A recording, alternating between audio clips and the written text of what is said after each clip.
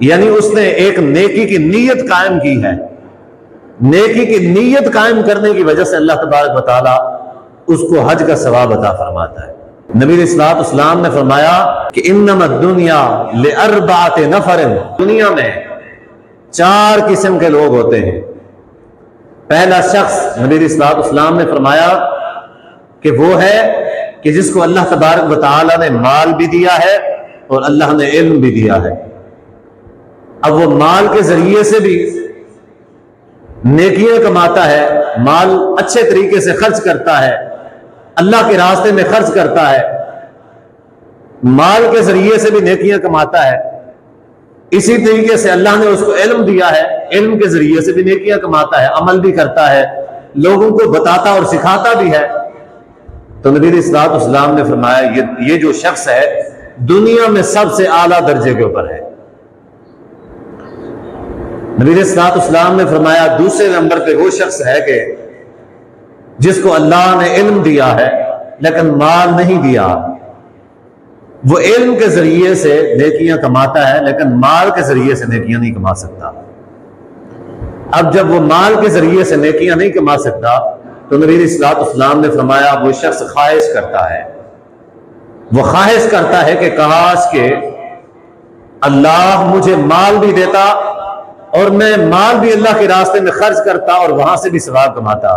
نبی علیہ الصلوۃ والسلام نے فرمایا کہ اللہ تبارک و تعالیٰ اس شخص کو اگرچہ مال نہیں دیا ہے لیکن اس کی چونکہ نیت اللہ کے راستے میں مال خرچ کرنے کی تھی تو اللہ تبارک و تعالیٰ اس کو مال کا ثواب بھی عطا فرماتا ہے۔ نبی علیہ الصلوۃ والسلام نے فرمایا تیسرا شخص وہ ہے کہ جس کو اللہ تبارک و تعالیٰ نے مال تو دیا ہے لیکن علم نہیں دیا۔ اب اس کا جو مال ہے ایک تو یہ ہے کہ وہ علم سے فائدہ نہیں اٹھاتا، ظاہر ہے کہ اس کے پاس علم نہیں ہے، وہاں سے ثواب نہیں کما سکتا، عمل نہیں کر سکتا، لوگوں کو بتا اور سکھا نہیں سکتا۔ اس کے پاس مال تھا، وہ مال کے ذریعے سے نیکیاں کما سکتا تھا لیکن اس نے مال کے ذریعے سے بھی نیکیاں نہیں کمائی۔ کوئی اچھا کام کرتا، اللہ کے راستے میں خرچ کرتا، نیکی کے راستے کے اوپر مال خرچ کرتا، مال کماتے ہوئے احتیاط کرتا، ناجائز طریقے سے مال نہ کماتا اور ناجائز جگہ پہ مال خرچ نہ کرتا۔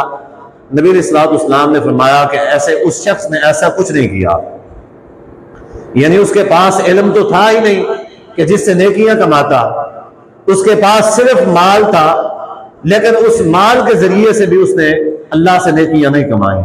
تو نبی علیہ الصلوۃ والسلام نے فرمایا یہ بدتر شخص ہے۔ اب یہ تیسرا شخص تھا۔ ایک اور چوتھا شخص نبی علیہ الصلوۃ والسلام نے فرمایا جس کو اللہ نے مال بھی نہیں دیا، جس کو اللہ نے علم بھی نہیں دیا۔